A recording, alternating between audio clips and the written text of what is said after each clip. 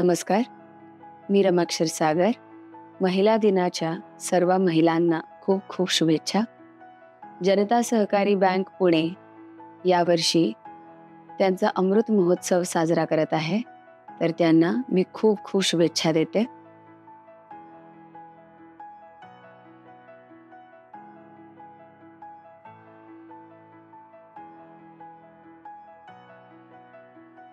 मी स्वतः भरतनाट्यम डान्सर आहे. मी वयाच्या 5 वर्षापासून भरतनाट्यम शिकत आहे. पुण्यामध्ये मी माझं प्राथमिक शिक्षण घेतलं. 12वी पर्यंत साधं शिक्षण आणि भरतनाट्यमचं शिक्षण आणि मी इथे अरंगेत्रमसुद्धा केलं होतं. 12वी नंतर कलाक्षेत्र फाउंडेशन या गुरुकुलबद्दल मला माहिती मिळाली आणि तिथे बॅचलर्स आणि मास्टर्स हे दोन्ही मी तिथे 6 वर्ष राहून त्या गुरुकुलमध्ये शिकलेले आहे. आणि माझा जो प्रवास आहे भरतनाट्यममधला, तर तो एक वेगळा प्रवास आहे असं मी म्हणू शकते. कारण पुण्यामध्ये मला जे भरतनाट्यमचं शिक्षण मिळालं ते त्या खोलवर मिळालं नव्हतं. आणि तिथे जाऊन तमिळ भाषा, तमिळ कल्चर आणि भरतनाट्यमसाठी लागणारं संगीत, कर्नाटकी संगीत, त्याच्यासोबत मृदंगम, वीणा ह्या सगळ्या इन्स्ट्रुमेंट्सचं प्राथमिक शिक्षण मी घेतलेलं आहे. चेन्नईमध्ये कलाक्षेत्र फाउंडेशन म्हणून ही एक इन्स्टिट्यूट आहे आणि त्या कॉलेजचं नाव आहे रुक्मिणी देवी कॉलेज ऑफ फाईन आर्ट्स. हे साऊथ चेन्नईमध्ये ही इन्स्टिट्यूट येते आणि तिथे आतमधलं जे कल्चर आहे तर तिथे आम्ही पूर्णपणे गुरुकुल पद्धतीने शिकतो. तिथे असे छोटे कॉटेजेस आहेत जिथे 7 ते 8 जण एकत्र भरतनाट्यमचं शिक्षण घेऊ शकतात. आणि आमचं जे नियोजन, दिवसाचं जे नियोजन असायचं तर त्याच्यामध्ये आम्ही सकाळपासून 6 वाजल्यापासून आमची प्रॅक्टिस सुरू व्हायची. त्याच्यापुढे मग आम्हाला संगीताचं शिक्षण मिळायचं. त्याच्यापुढे परत डान्स प्रॅक्टिस करून मग आम्हाला थिअरी. आता डान्समध्ये 2 प्रकारचे जे थिअरीज आम्ही शिकलेलो आहोत. एक प्रॅक्टिकल थिअरी आहे आणि एक साधी थिअरी आहे. तर त्याचं शिक्षण मिळालं. त्याच्यापुढे जाऊन भरतनाट्यमचा इतिहास, तमिळनाडूचा इतिहास आणि बरेच वर्ष जुने म्हणजे अक्षरशः 7 ते 8 हजार वर्षांपूर्वी जे नृत्य होतं, तर त्याविषयी तेव्हापासून ते आजपर्यंत जे नृत्य इव्हॉल्व्ह होत गेलेलं आहे, तर तो विषय आम्हाला समजला. त्या प्रकारचं आम्ही शिक्षण घेतलं. त्याच्याही पलीकडे जाऊन मंदिरांमध्ये, प्राचीन मंदिरांमध्ये काय काय स्कल्पचर्स आहेत, तर त्याविषयी आम्ही जाणून घेतलं आणि ती जी शिल्पकला आहे त्याप्रमाणे नृत्य कसं केलं पाहिजे आणि कुठले हस्ताभिनय असतील किंवा चेहऱ्याचे भाव असतील किंवा कुठल्या देवी देवतांबद्दलची माहिती असेल, याच्याबद्दल आम्ही खोलवर अभ्यास केला. याच्या पलीकडे जाऊन मी आत्ता एवढ्या वर्षांनंतर साधं BAचं एज्युकेशन घेत आहे. कारण मला जेव्हा मी ते भरतनाट्यममध्ये बॅचलर्स आणि मास्टर्स करत होते, तर तेव्हा साध्या शिक्षणासाठी वेळ खरं तर मिळाला नव्हता आणि पूर्णपणे कलामध्ये मी स्वतःला ओढून घेतलं होतं.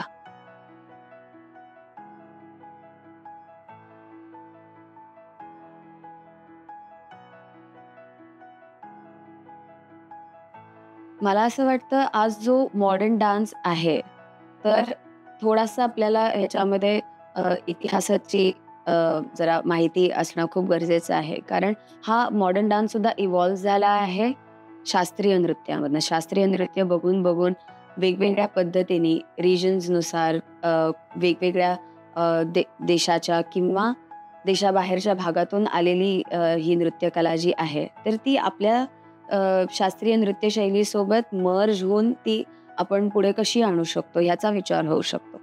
शास्त्रीय नृत्यशैलीमध्ये आपण जेव्हा आज बघतो, तर आजची युवा कशाकडे जास्ती अट्रॅक्टेड आहे? तर स्पीड, रिदम याच्याकडे जास्ती अट्रॅक्टेड आहे. आपण एकदम स्लो डान्स किंवा त्याच्यामध्ये जास्तीत जास्त अभिनय वगैरे हे सगळं दाखवण्याचा जर प्रयत्न केला, एकदम हळू पद्धतीने, जो की पारंपरिक पद्धतीने व्हायचा, तर आज तेवढा पेशन्स तसा राहिलेला नाहीये युवाकडे त्या कलेकडे एवढं निवांत, एवढं शांतपणे बघण्यासाठी. त्यामुळे आपण कुठलीही गोष्ट फास्ट दाखवू शकतो, कुठला रिदमिक पॅटर्न आपण फास्ट दाखवू शकतो किंवा अभिनयामध्ये सुद्धा आपण थोडंसं फास्ट अभिनय दाखवू शकतो.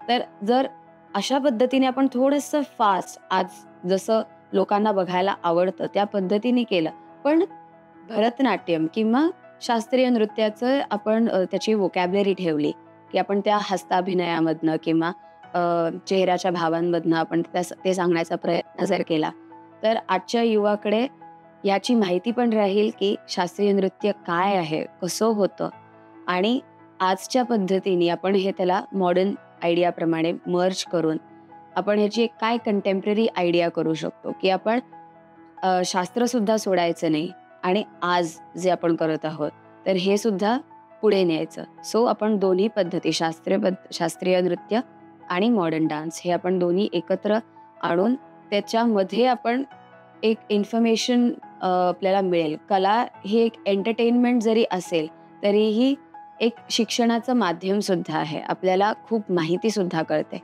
सो आपण तशी या पद्धतीने कला वापरली पाहिजे.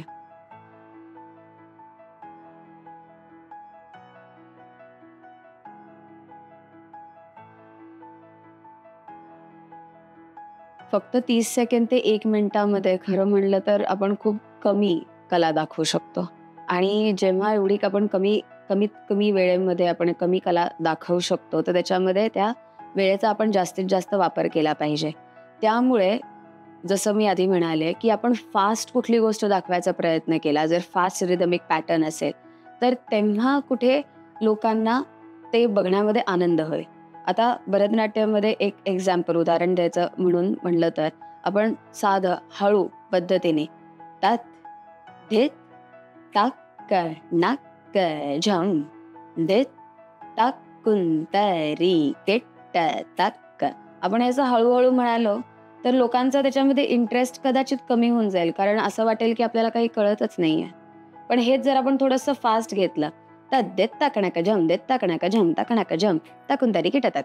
सो आपण असं थोडं फास्ट घेतलं आणि त्याच्यामध्ये जर फास्ट मुवमेंट आपण दाखवली, तर तिथे कुठे जाऊन लोकांना असं वाटतं की अरे वा, आपण हे काय बघितलं, एकदम छान दिसतंय ना. सो जेव्हा आपण ह्या स्टेजवर येतो की अरे वा छान दिसतंय, पण आपल्याला ते कळत नाहीये, हरकत नाही कळत नसेल तरी, पण तरी काहीतरी दिसायला छान आहे, त्यामुळे त्यांनी आपलं मनोरंजन होतं. त्यामुळे 30 सेकंद ते 1 मिनिटामध्ये सुद्धा आपण आपली जास्तीत जास्त कला, जास्तीत जास्त आपल्यातले गुण आपण दाखवू शकतो. फक्त त्याच्यामध्ये अजून ती कला आपण कशी पुढे जाऊन जोपासू शकतो. कारण आता असं झालेलं आहे की सगळ्यांकडे कॅमेराज आहेत, फोन्स आहेत. आपण कुठेही उभं राहून किंवा कुठेही बसून सुद्धा आपण डान्स करू शकतो. डान्स करण्यासाठी आपल्याला स्टेजच पाहिजे. आता तशी एक गरज राहिलेली नाहीये. त्यामुळे स्टेज हा आपण कधी सोडायचा नाहीये. आणि जरी आपण म्हणत असू the world is the stage, तरीही आपण हे बघितलं पाहिजे की आपण 1 तासाचा का होईना एक कार्यक्रम करत आहोत. आपण काही माहिती पोचवत आहोत लोकांपर्यंत. फक्त मनोरंजनसाठी कुठली गोष्ट करत नाहीये. त्यामुळे खूप असं बघण्यात येऊ शकतं की आपण आपल्या ज्या पुराणिक कथा आहेत, तर त्या आपण खूप जास्ती दाखवतो. आणि जेव्हा आपण ह्या सगळ्या कथा दाखवण्याचा प्रयत्न करत आहोत, त्या 1 तासामध्ये का होईना, पण तरीही लोकांपर्यंत ती कथा पोचते. त्या कथेचं जे मॉरल आहे ते पोचतं. त्याच्याही पुढे जाऊन अजून डिटेल्स समजतात. कारण जेव्हा एक कलाकार कुठली गोष्ट परफॉर्म करत असतो, तो एका एक्सटेन्सिव्ह रिसर्चमधनं जातो. भयंकर त्या एका तासाच्या कार्यक्रमासाठी सुद्धा भरपूर प्रमाणे रिसर्च असतो. आणि फक्त एकाच पद्धतीचा रिसर्च नाही, तर आपण वेगवेगळ्या गोष्टी वाचन करतो. आपण वेगवेगळ्या लोकांना भेटतो. आणि जेव्हा एक स्ट्रॉंग बेस तयार होतो या रिसर्चचा, मग तेव्हा कुठे जाऊन आपण तो 1 तासाचा परफॉर्मन्स करू शकतो. आणि रिसर्च तेवढाच महत्त्वाचा आहे, जेवढा एक परफॉर्मन्स महत्त्वाचा आहे. कारण आजकाल आपण थिएटरमध्ये जाऊन 3 तासाचा एक मूव्ही बघतो. आपल्याकडे तेवढा पेशन्स असतो 3 तासाचा मूव्ही बघायला. पण आपल्याकडे 1 तास आपण नक्कीच दिला पाहिजे शास्त्रीय नृत्य, शास्त्रीय कला जोपासण्यासाठी, बघण्यासाठी. आज जर आपण ही कला जोपासली, तर येणाऱ्या भविष्य काळामध्ये ही कला नक्की जिवंत राहील.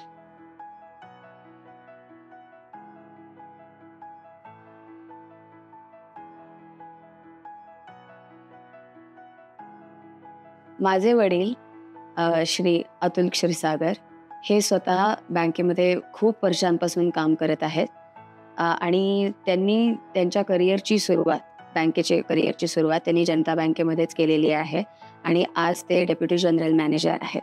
त्यामुळे जनता बँकेसोबतचा माझ्याही जन्माच्या आधीपासूनचं एक नातं आहे आणि मी एक खातेदार सुद्धा आहे आणि जनता बँकेमधले जे कर्मचारी आहेत तर ते खरं म्हटलं तर एका कुटुंबासारखेच आहेत.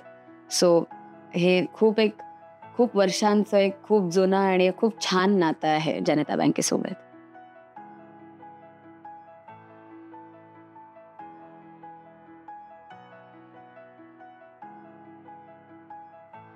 माझा संदेश एकच आहे की आपण कुठला ध्येय निश्चित केला असेल तर आपल्याला त्या ध्येयाकडे जाणं खूप गरजेचं आहे. त्या वाटचालीमध्ये आपल्याला खूप वेगवेगळे अडथळे येतील, पण हरकत नाही. आपण स्वतः एक शक्ती आहोत. त्यामुळे एका शक्तीप्रमाणे आपण पुढे त्या फोर्समध्ये जाणं खूप गरजेचं आहे. आपल्या ध्येय सांभाळून आपल्यामधलं जे पॅशन आहे ते सांभाळून आपण सगळं बाकीचं सांभाळू शकतो. आपल्यामध्ये खूप मल्टीटास्किंग क्वालिटीज आहेत. तर आपण फक्त आपलं ध्येय, आपलं करिअर, आपलं ॲम्बिशन, पॅशन हे जरी आपण करू शकलो तर त्याच्यासोबतही आपण कुटुंबही सांभाळू शकतो. आपण खूप लोकांना पण सांभाळू शकतो. आपण आपल्या वेगवेगळ्या ज्या गोष्टी आहेत, समाजासाठी काही कार्य करायचे असते, आपण तेही करू शकतो. एक स्त्री खूप खूप खूप प्रमाणामध्ये खूप पोटेन्शियल असतं एका स्त्रीमध्ये. त्यामुळे आपलं ध्येय आपण सोडलं नाही पाहिजे. आपलं कुटुंबाची आपली एक रिस्पॉन्सिबिलिटी असते आणि समाजासाठी आपलं एक कर्तव्य असतं. हे आपण सगळं जोपासू शकतो. हे सगळं आपण करू शकतो. त्यामुळे हे आपला मेन ध्येय कधी सोडायचं नाही. महिला दिनाच्या सर्वांना खूप शुभेच्छा आणि महिला दिनानिमित्त 8 मार्चला मी एक परफॉर्मन्स करणार आहे आणि जो की होणार आहे the mirror studio. Mirror studio आहे सहकारनगरमध्ये. येथे संध्याकाळी 7 वाजता तो कार्यक्रम सुरू होणार आहे. छोटाच आहे, पाऊण तासाचा कार्यक्रम आहे आणि त्याच्यामध्ये एका स्त्रीला कसं वाटतं आणि मातृता कशी असते, मातृत्व काय असतं आणि त्याच्या पलीकडे जाऊन एका स्त्रीची भूमिका काय असते त्याच्यामध्ये, याचा मी बरेच महिने अभ्यास केलेला आहे आणि माझी विनंती आहे की तुम्ही सर्वजण 8 तारखेला संध्याकाळी 7 ते 8 मध्ये द मिरर स्टुडिओमध्ये यावे. सहकारनगरला आहे आणि महिला दिन हे आपण कशा पद्धतीने अजून छान साजरा करू शकतो हे तुम्हाला नक्की त्या परफॉर्मन्सला आल्यानंतर जाणून मिळेल. धन्यवाद.